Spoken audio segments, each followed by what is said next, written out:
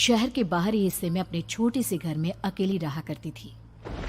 एक रात शहर में बहुत जोर का तूफान आया। जोर जोर से हवाएं और आंधी तूफान के साथ तेज बारिश होने लगी। उन आवाजों को सुनकर कोई भी घबरा जाता, लेकिन उर्मिला घर के सारे खिड़की दरवाजे बंद कर गहरी नींद में सो रही थी। रात के लगभग 12 बजे होंगे कि किसी ने उर्मिला के घर का दरवाजा खटखटाया। दरवाजे के खटखटाने की आवाज सुनकर उर्मिला की नींद खुलती है। आखिर इतनी रात को कौन आया होगा? उर्मिला जाकर दरवाजा खोलती है तो सामने लगभग 26 साल की बेहद सुंदर लड़की को खड़ा देख हैरान रह जाती है। कौन हो बेटा, और इतनी रात को इतने भयंकर तूफान में कहाँ भटक रही हो? चाची, आपने मुझे पहचाना नहीं? मैं आपकी दूर की रिश्तेदार शालिनी। अरे हाँ, बचपन में तुझे देखा था। इतनी जवान हो गई है, कैसे पहचान में आती। लेकिन तू यहाँ क्या कर रही है, और वो भी ऐसी अंधेरी तूफान भरी रात में? उर्मिला की बात सुनते ही शालिनी की आंखों से आंसू बहने लगे। वो फूट फूट कर रोने लगी। ये देखकर उर्मिला को कुछ समझ में नहीं आया और उसने शालिनी का हाथ पकड़कर घर के अंदर आने के लिए कहा। जैसे ही शालिनी घर के अंदर रोशनी में आई, उर्मिला की नज़र उसके पेट की तरफ गई, जिसे देखकर ये साफ पता चल रहा था कि वो प्रेग्नेंट है। अरे, तू तो पेट से है। ऐसी हालत में इतने भयंकर तूफान में आधी रात को बाहर भटक रही है। आखिर बात क्या है बेटा, मुझे सब कुछ साफ साफ बता। क्या बताऊं चाची, ये सब जिसकी वजह से हुआ है उसके बारे में बताने में भी मुझे शर्म आती है। मैंने घर वालों की मर्जी के खिलाफ जाकर एक लड़के से शादी कर ली थी, पर वो शादी के 1 महीने बाद ही मुझे छोड़कर चला गया। छोड़कर चला गया का क्या मतलब? क्या उसके साथ कोई हादसा हो गया? नहीं, उसे कोई दूसरी लड़की पसंद आ गई और मेरी प्रेगनेंसी की खबर सुनते ही उसने मुझे बेसहारा छोड़ दिया। उसके बाद मैं अपने घर गई, लेकिन माँ पापा ने मुझे घर में कदम तक नहीं रखने दिया। तभी मुझे आपकी याद आई। कोई बात नहीं, कोई बात नहीं, तुमने यहाँ आकर अच्छा ही किया। एक काम करो, तुम आराम करो। वैसे भी ऐसी हालत में इतना घूमना फिरना और इस तरह आधी रात को बाहर भटकना ठीक नहीं होता। प्रेग्नेंट औरत को आधी रात को घर से बाहर नहीं निकलना चाहिए। बुरी आत्माएं उस पर अपना असर दिखा सकती है।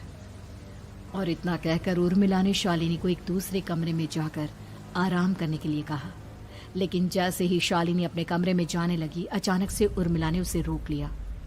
एक बात बताओ बेटा, तुम्हारा कौन सा महीना चल रहा है? पेट देखकर तो लगता है कि लगभग 6 महीने पूरे हो गए होंगे। उर्मिला की बात सुनकर शालिनी के होठों पर मुस्कुराहट आ गई। चाची जी, अभी सिर्फ 1 ही महीना हुआ है। शालिनी की बात सुन उर्मिला दंग रह गई। उसे समझ में नहीं आ रहा था कि प्रेगनेंसी के पहले ही महीने में शालिनी की हालत ऐसी क्यों थी। लेकिन फिर उसने बात को नजरअंदाज कर शालिनी को आराम करने के लिए कहा और खुद भी कमरे में जाकर सो गई। अभी कुछ ही घंटे बीते थे कि अचानक से एक बच्चे के बड़े ही अजीबो गरीब बेढंगे तरीके से रोने की आवाजें उर्मिला के घर में गूंजने लगी। उन आवाजों को सुनकर उर्मिला की नींद फिर से खुलती है। ये अचानक बच्चे के रोने की आवाज कहां से आने लगी? उसने उठकर चारों तरफ देखा, पर वहां उसे कोई नजर नहीं आया। उर्मिला घबराते हुए शालिनी के कमरे में गई तो वहां उसे कमरे की दीवार पर एक बेहद खौफनाक साया नजर आया, जिसे देखकर उर्मिला बुरी तरह से घबरा गई। आखिर ये सब क्या हो रहा है? शालिनी, शालिनी उठो! उसने जोर जोर से आवाज देकर शालिनी को जगाने की कोशिश की, लेकिन ऐसा लग रहा था जैसे उसकी आवाज शालिनी तक पहुंच ही नहीं रही थी। कमरे की दीवार पर एक बहुत बड़ा और बेहद डरावने दिखने वाले इंसान का साया और एक बच्चे के अजीबोगरीब ढंग से रोने और चीखने की आवाजें अब उर्मिला को ज्यादा डराने लगी थी। उर्मिला को शालिनी की चिंता सताने लगी और उसने पूरी ताकत के साथ चीखकर शालिनी को आवाज लगाई, शालिनी! तभी अचानक सब कुछ एकदम पहले जैसा हो जाता है और उर्मिला की आवाज सुनकर शालिनी की नींद खुलती है। क्या हुआ चाची, आप इतनी तेज क्यों चिल्ला रही हैं? आप ठीक तो है ना? अभी मैंने तुम्हारे कमरे में कुछ अजीब सा देखा। तुम ठीक हो ना शालिनी? मुझे यहाँ एक बच्चे के रोने की आवाजें आ रही थी। लगता है आपको मेरी कुछ ज़्यादा ही चिंता हो गई है। आपने मेरी प्रेगनेंसी के बारे में कुछ ज़्यादा ही सोच लिया होगा। मैं एकदम ठीक हूँ, आप आराम से सो जाइए। इतना कहकर शालिनी ने उर्मिला को फिर से अपने कमरे में जाने के लिए कहा और खुद भी जाकर सो गई। पर अब उर्मिला की आंखों से नींद गायब हो चुकी थी। अगली सुबह जब शालिनी उठी तो वो सीधा उर्मिला के पास आई। गुड मॉर्निंग चाची। तभी अचानक उर्मिला की नजर शालिनी के पेट पर पड़ती है, जिस पर नीले रंग से एक अजीब सी आकृति नजर आ रही थी। शालिनी, ये तुम्हारे पेट को क्या हुआ? मैंने इतनी औरतों को देखा है, ऐसा तो किसी के साथ नहीं होता। शालिनी ने जैसे ही अपने पेट की तरफ देखा तो उसे वहां कुछ भी नजर नहीं आया। चाची कुछ भी तो नहीं है, सब कुछ एकदम नॉर्मल है। आपको क्या अजीब लग रहा है? इससे पहले कि उर्मिला उसके सवाल का कोई जवाब देती, अचानक से शालिनी के पेट में जोर जोर से दर्द होने लगा। वो बुरी तरह दर्द से तड़पने लगी। चाची, चाची। ये सब देखकर उर्मिला बहुत घबरा गई। उसने धीरे धीरे शालिनी के पेट को सहलाना शुरू किया, लेकिन शालिनी का दर्द कम नहीं हुआ। उर्मिला जाकर रसोई से पानी का गिलास लेकर आई और शालिनी को पानी पिलाने की कोशिश करने लगी। ले बेटा, पानी पी ले, तुझे आराम मिलेगा। ले ले। नहीं चाची, मुझे बहुत तेज दर्द हो रहा है। अरे थोड़ा पी ले बेटा। जैसे ही उर्मिला ने शालिनी को पानी पिलाया, उसने देखा कि गिलास में बचा पानी का रंग नीला पड़ गया और शालिनी की आंखें अजीब हो गई। उसके पेट पर बच्चे का एक डरावना चेहरा नजर आने लगा। ये सब देखकर उर्मिला की डर से हालत खराब होने लगी, पर तभी शालिनी का दर्द ठीक हो गया। बेटी, अभी तुम्हारा दर्द ठीक है तो ऐसा करो, तुम थोड़ी देर आराम कर लो। शालिनी को आराम करने के लिए कहकर उर्मिला तेज कदमों से चलकर घर से बाहर निकल जाती है और पास ही रहने वाली एक औरत कालिंदी के पास पहुंचती है। अरे उर्मिला बहन, बड़े दिनों बाद दिखाई दी, क्या हुआ? बहुत घबराई हुई सी लग रही हो, सब ठीक तो है ना? क्या बताओ कालिंदी बहन, मेरी एक दूर की रिश्तेदार आई हुई है। वो पेट से है और उसके साथ ना अजीब अजीब चीजें हो रही है। अब उर्मिला सारी बात कालिंदी को बताती है, जिसे सुनने के बाद काले जादू और तंत्र विद्या की माहिर कालिंदी एक ताबीज बनाकर उसे देती है। बहन, मुझे शालिनी पर किसी बुरी आत्मा का साया लगता है। ये ताबीज ले जाओ, आज रात को 12 बजे उसे पहना देना, फिर सब ठीक हो जाएगा। उर्मिला ताबीज लेकर घर वापस आती है और अब आधी रात के होने का इंतजार करने लगती है। जैसे ही आधी रात होती है, वो नींद में सोई शालिनी को ताबीज पहना शांति से अपने कमरे में आकर अपने पलंग पर लेट जाती है। अब सब ठीक हो जाएगा। ये सोचकर उर्मिला शांति की एक सांस ही लेती है कि तभी अचानक उसकी आंखों के सामने कुछ ऐसा आता है जिसे देखकर उर्मिला डर से चीखने लगती है। तुम कौन हो? कौन हो तुम? जाओ यहाँ से, जाओ जाओ यहाँ से। तभी उर्मिला की एक जोरदार दर्द भरी डरावनी चीख वहां पर गूंज गई। उर्मिला की आंखों के सामने एक बच्चा खड़ा हुआ था, जिसका पूरा शरीर किसी बूढ़े की तरह नजर आता था, लेकिन मुंह किसी नवजात बच्चे की तरह था। उसकी आंखें गुस्से से लाल थी और वो घूर घूर कर उर्मिला की तरफ देखा जा रहा था। कौन हो तुम? कौन हो? उर्मिला के चीखते ही वो बच्चा जोर जोर से रोने लगा। घबराकर उर्मिला ने अपने हाथों को अपने कानों पर रख लिया। उसकी समझ में नहीं आ रहा है कि आखिर ये सब उसके साथ क्या हो रहा है। कौन हो तुम? कौन हो? क्या चाहते हो मुझसे? जाओ जाओ यहाँ से, आखिर तुम हो कौन? तभी अचानक से उर्मिला के पूरे घर में लाल रंग की रोशनी फैल गई। वो बच्चा धीरे धीरे कदमों से चलता हुआ उर्मिला की तरफ बढ़ने लगा। किसी नवजात पैदा हुए बच्चे के जैसे उसके रोने की आवाज अब उर्मिला के कानों में गूंज रही थी। लेकिन कुछ ही सेकंड में वो चुप हो गया और उसने बेहद खतरनाक आवाज में उर्मिला के सवाल का जवाब दिया। मैं वो हूँ जो अब तक पैदा नहीं हुआ, लेकिन जब मैं पैदा हो जाऊंगा तो वो होगा जो अब तक कभी नहीं हुआ। ये क्या कहना चाहते हो तुम? ऐसा क्या हुआ जो अब तक नहीं हुआ?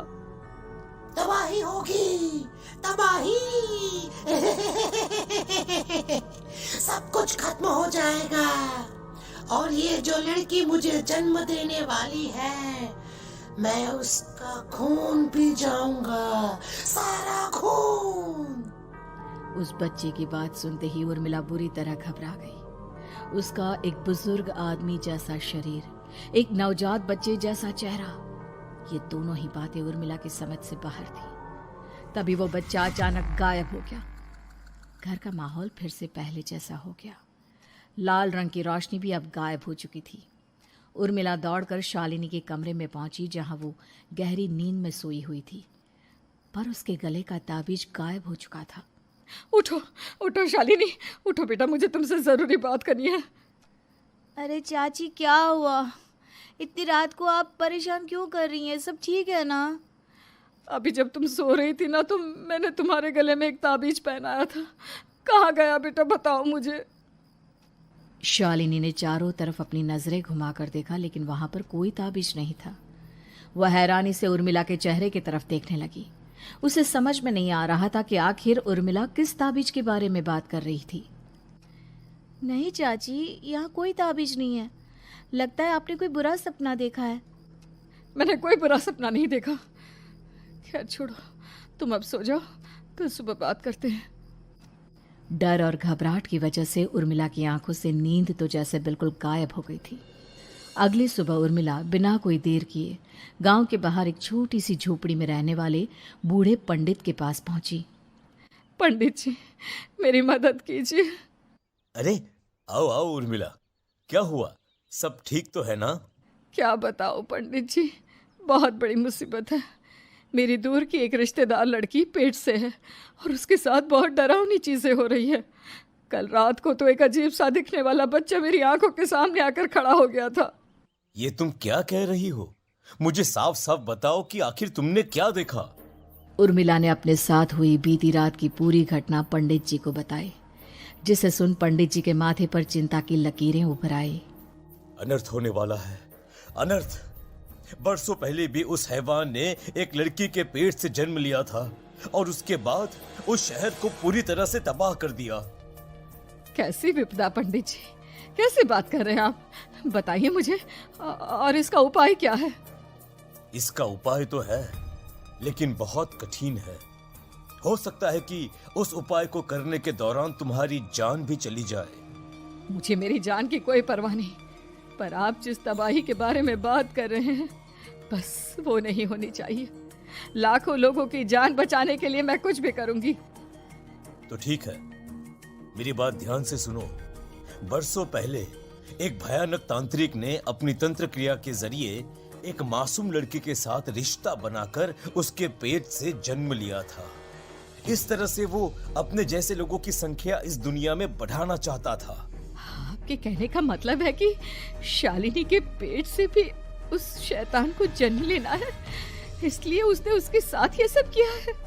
ठीक पहचाना तुमने। अब मैं तुम्हें एक ऐसा सिंदूर दूंगा जिसे तुम्हें ले जाकर उस लड़की के पेट पर लगाना होगा। क्या ऐसा करने से सब कुछ ठीक हो जाएगा? नहीं उर्मिला, ये सब इतना आसान नहीं।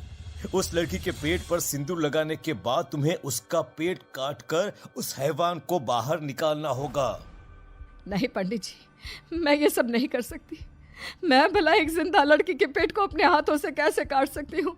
अगर तुमने ऐसा नहीं किया तो कुछ ही दिनों में वो हैवान उस लड़की के शरीर से जन्म लेगा और उसके शरीर के सारे खून को पीकर अपनी ताकत को बढ़ाएगा। उसके बाद वो धीरे धीरे इस पूरे शहर को तबाह कर देगा। यहाँ पर कोई जिंदा नहीं बचेगा। लेकिन अगर मैं उसके पेट को काट दूंगी तो क्या वो जिंदा बच पाएगी? अगर शालिनी को कुछ हो गया तो, अगर उसकी मृत्यु हो गई तो? ऐसा कुछ नहीं होगा उर्मिला, तुम्हें अपने मन को पक्का करके ये काम करना ही होगा। सिंदूर लेने के बाद उर्मिला झोपड़ी से बाहर निकलने ही वाली थी कि तभी पंडित जी ने उसे पीछे से आवाज देकर रोका। उर्मिला, उस लड़की का पेट काटकर हैवान को बाहर निकालना ही काफी नहीं होगा। तुम्हें ध्यान रखना होगा कि ये सब करते हुए उस बच्चे का जो आधा बूढ़े का शरीर है उस पर सिंदूर की एक बूंद भी ना लगने पाए, क्योंकि अगर ऐसा हुआ तो वो तुम्हें और बाकी सबको कच्चा खा जाएगा। पंडित जी की बात सुन उर्मिला की आंखें फटी रह गई और उसके शरीर में डर की लहर दौड़ गई। फिर भी उसने हिम्मत की। ठीक है पंडित जी, मैं पूरी कोशिश करूंगी कि मैं उस हैवान को वहीं के वहीं खत्म कर पाऊं। इसके बाद उर्मिला तेज कदमों के साथ घर वापस आती है। दिन बीतता है, रात का अंधेरा छाने लगता है। शालिनी खाना खाकर सोने चली जाती है और उर्मिला लगातार उसके गहरी नींद में सो जाने का इंतजार करने लगती है। जिसके बाद उर्मिला दबे कदमों से शालिनी के कमरे में पहुंच गई। मुझे ये करना ही होगा। अब उर्मिला ने धीरे धीरे शालिनी के पेट पर पंडित जी का दिया सिंदूर लगाना शुरू किया। उर्मिला के हाथ बुरी तरह से कांप रहे थे। उसके एक हाथ में चाकू था जिससे वो पेट काटने वाली थी। उर्मिला ने एक नज़र शालिनी के चेहरे की तरफ देखा और फिर डरते हुए उसके पेट पर चाकू चलाना शुरू किया। कमाल है, मैं इसका पेट काट रही हूँ और ये आराम से सो रही है। इससे दर्द नहीं हो रहा क्या? तभी अचानक उर्मिला के कानों में बच्चे की रोने की आवाज सुनाई देने लगी। उसने घबराकर चारों तरफ देखा पर वहां पर कोई नहीं था। बस रोने की आवाज लगातार आ रही थी। उर्मिला बिना रुके लगातार शालिनी के पेट को काटती रही। उसे इस बात का भी ध्यान रखना था कि सिंदूर बच्चे के बूढ़े आदमी वाली शरीर के हिस्से पर ना लगे। कुछ ही देर में वो हैवानी बच्चा उर्मिला के हाथों में था। उसने बड़ी ही सावधानी से उस बच्चे को बाहर निकाला और पंडित जी के कहे अनुसार उसे घर से दूर जलाने के लिए ले गई। पर तभी उसके सामने वही बूढ़े शरीर और बच्चे के चेहरे वाला बच्चा आ गया। अपनी गोद में और सामने भी बच्चे को देखकर उर्मिला हैरान रह गई। मुझे मारोगी? मुझे इतनी हिम्मत कैसे आ गई तुम्हारी? तुम पैदा नहीं हुए हो और मुझे पता है जब तक तुम्हारा जन्म नहीं हो जाता तो मुझे कुछ नहीं कर सकते। इतना बोलते ही उर्मिला तुरंत उस बच्चे को घास के ढेर पर फेंक कर उसमें आग लगा देती है। जिसके तुरंत बाद वो बूढ़े आदमी के शरीर और बच्चे के चेहरे वाला अजीब तांत्रिक का भूत भी वहां से गायब हो जाता है। कुछ देर बाद उर्मिला घर पहुंचती है तो वो ये देखकर हैरान रह जाती है कि शालिनी का पेट अपने आप जुड़ चुका था। शुक्र है भगवान का और उन पंडित जी का, अब सब ठीक हो जाएगा। सुबह शालिनी सोकर उठती है तो अपना पेट देख बुरी तरह घबरा जाती है। चाची, चाची ये सब क्या हो गया? मेरा पेट अचानक कम कैसे हो गया? मेरा बच्चा कहाँ गया चाची? बेटी, वो बच्चा नहीं, एक खतरनाक तांत्रिक था जो तुम्हारे कोख से जन्म लेकर सबको मार देना चाहता था। वो पैदा होते ही तुम्हारी जान भी ले लेता, इसलिए मैंने पंडित जी के बताए उपाय से उसका खात्मा कर दिया है। अब सब ठीक है। शालिनी को उर्मिला की बात समझ में नहीं आती। जिसके बाद शालिनी को पूरी बात उर्मिला आराम से समझाती है। अब वो दोनों ही भगवान का शुक्र अदा करती हैं और एक साथ रहने लगती हैं। एक समय की बात है, एक गांव में सफेद साड़ी वाली चुड़ैल का आतंक था। चुड़ैल रात भर गांव में घूमती और गांव का जो भी आदमी उसे दिखाई देता उसे वो घायल कर देती। अरे कोई तो बचाओ, मर गया रे। एक रात हरिया अपने खेत से अपने घर लौट रहा था कि तभी अचानक उसके सामने चुड़ैल आ जाती है। अरे बाप रे, ये चुड़ैल कहाँ से आ गई? आज तो मैं गया काम से।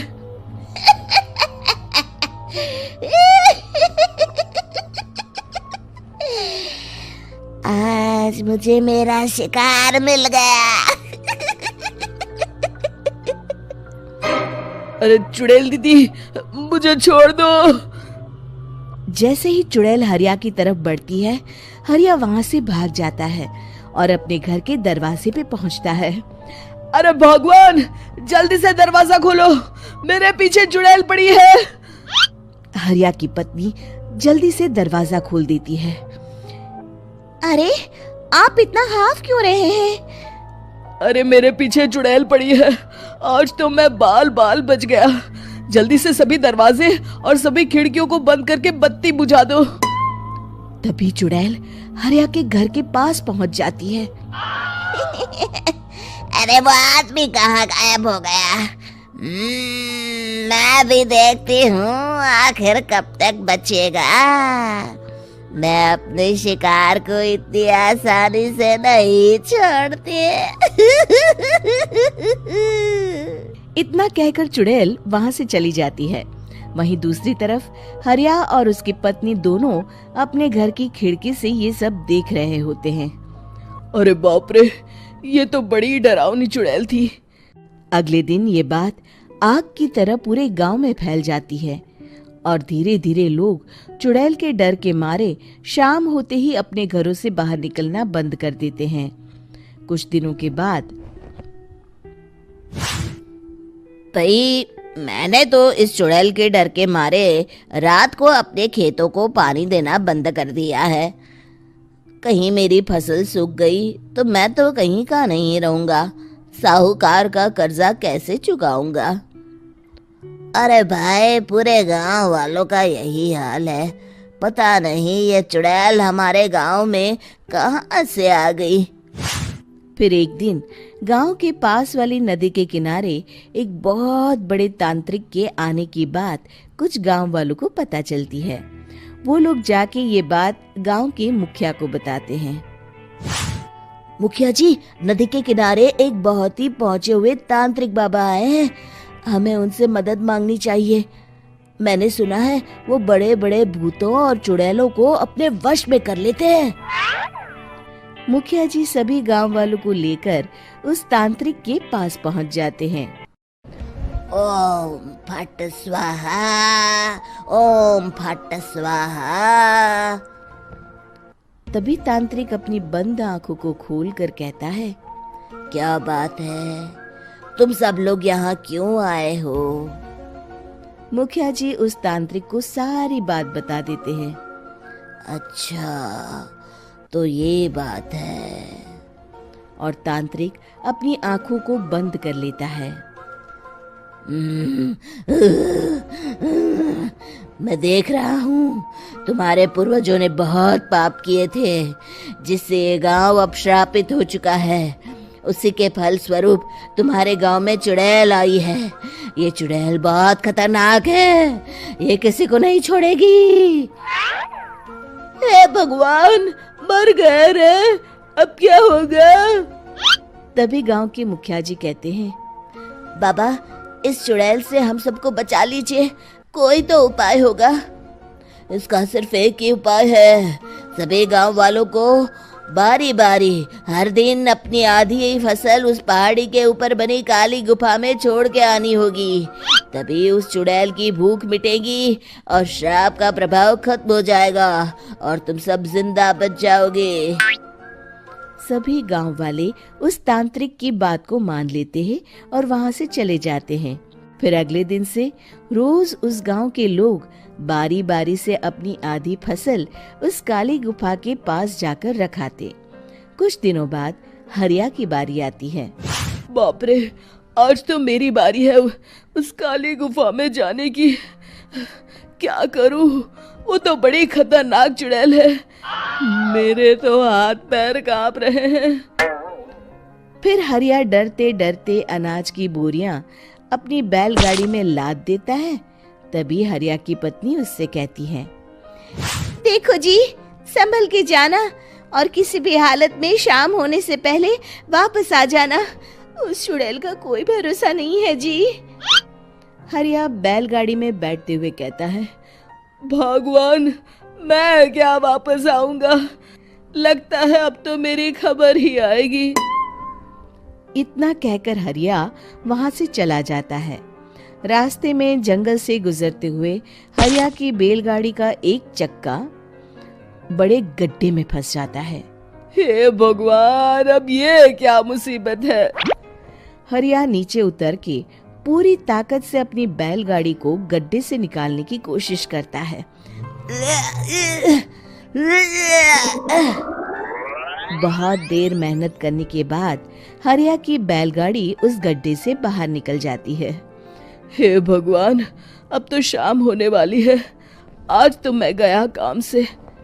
जैसे तैसे हरिया काली गुफा में पहुंच जाता है। अरे मर गया रे, यहाँ तो चारों तरफ डरावना माहौल है। मैंने यहाँ आने में बहुत देर कर दी, कहीं चुड़ैल नाराज ना हो जाए।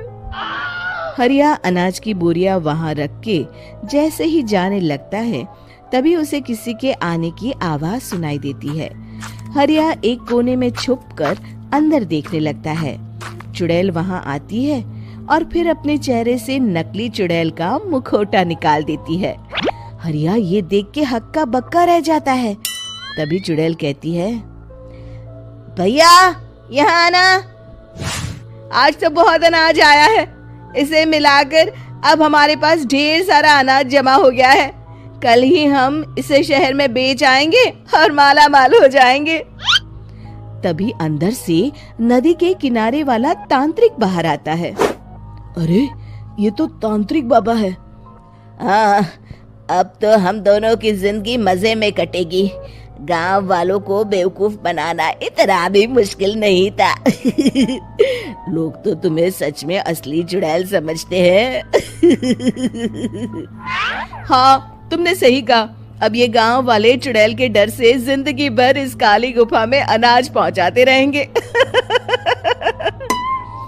अच्छा, तो ये बात है। ये दोनों पूरे गांव वालों को बेवकूफ बना रहे हैं। अभी जाकर सबको बताता हूँ।